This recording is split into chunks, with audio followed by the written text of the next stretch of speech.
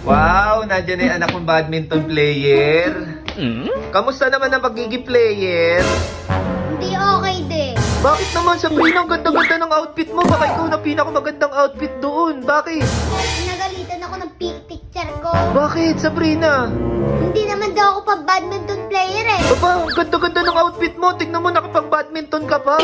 Bakit daw? Ayun na nga di, maganda yung pananamit ko.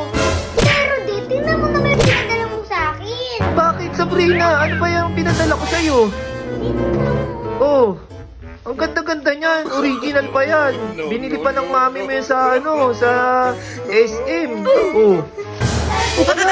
Bakit ganyan na napadala ko?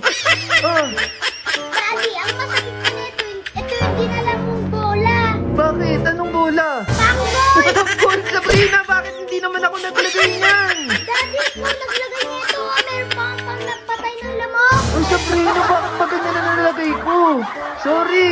Ano sabi sa'yo ng teacher mo? Hindi na daw ako pwede maging badminton player. Ano ka na daw? Papatay na daw ako ng lamok.